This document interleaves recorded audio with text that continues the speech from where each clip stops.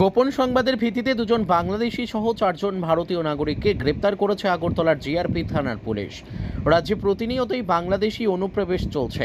রাজ্য সীমান্তে সুরক্ষা বাহিনীর কঠোর নজরদারি থাকা সত্ত্বেও বাংলাদেশি অনুপ্রবেশ কিভাবে ঘটছে তা নিয়ে স্বাভাবিকভাবেই প্রশ্ন উঠেছে।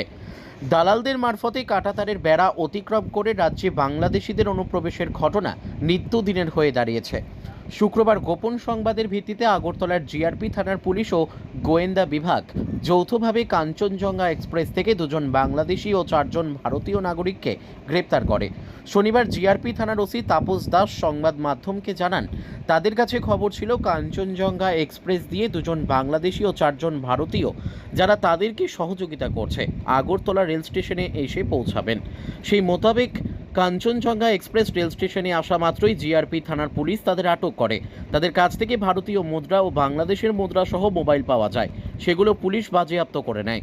হ্যাঁ, গতকালকে প্রায় সন্ধ্যা 5:30টার দিকে আমাদের কাছে একটা খবর আসে, গোপন সংবাদ, যে আমাদের যে কাঞ্চনজঙ্ঘা এক্সপ্রেস আসছে আগরতলা রেল স্টেশনে। তো ওটার মধ্যে কিছু বাংলাদেশি লোক আছে এবং তারা আহ, আহ, টাউটের হাত ধরে বাংলাদেশে যাবে এরকম খবর। তো যখন আমরা এরকম খবর পেলাম, আমরা জিআরপি থানা এবং আরপিএফ থানা এবং আমাদের যে গোয়েন্দা দপ্তর আছে, আমরা সব মিলিয়ে আমরা সব প্ল্যাটফর্মে এবং যা এক্সিট এবং এন্ট্রি পয়েন্ট গুলো আছে আমরা সব জায়গাতে মানে চেকিং এ বসে যাই। তারপর যেইমাত্র কাঞ্চনজঙ্ঘা এক্সপ্রেস ট্রেনটা আসলো, তো আমরা দেখলাম এখানে একজন জেন্টস এবং একজন লেডিস, সঙ্গে আরো চারজন আছে, মানে টোটাল 6 জন। তারা খুব স্পিডে মেইন গেটের দিকে যাচ্ছিল, মানে এক্সিট হওয়ার জন্য। তো তাদের গতিবিধি দেখে আমাদের সন্দেহ হয়। তারপর আমরা তাদেরকে আটক করি। আটক করে জিজ্ঞাসাবাদ করলে তারা একে একে বলে যে দুজন এখানে বাংলাদেশি আছেন এবং চারজন তাদের বাড়ি এখানেই। তো তারপর আমরা আমাদের থানাতে নিয়ে আসি এবং একটা কেস আমরা নেই, মামলা নেই। তো এই মামলাতে তাদের 6 জনকে অ্যারেস্ট করা হয়েছে।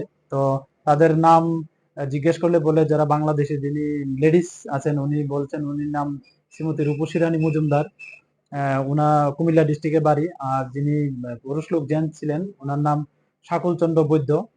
ওনার ওনারও চাঁদপুর ডিস্ট্রিক্ট, বাংলাদেশ বাড়ি। ওনার সম্পর্কে বলছে স্বামী স্ত্রী এবং ওনার সঙ্গে তাদের একটা বাচ্চাও আছে। তো আর যারা চারজন সঙ্গে ছিল তাদের নাম হলো শ্রী লক্ষ্মণ সরকার, তারপরে আছে দ্বিজন নম দাস, তারপরে আছে সঞ্জিত সাহা এবং সুমন দেব। ওনাদের বাড়ি প্রত্যেকেরই সাউথ জয়নগর, যা আমাদের এডিনগর থানার অন্তর্গত। তো আমরা আজকে তাদেরকে মহামান্য আদালতে প্রেরণ করছি। তো আরো আমরা দেখবো যে এটার সঙ্গে আরো কে কে জড়িত আছে, আমরা ওইগুলোকে ফাইন্ড আউট করে আইনের আওতায় আনবো। Bureau report, news daily Bharat.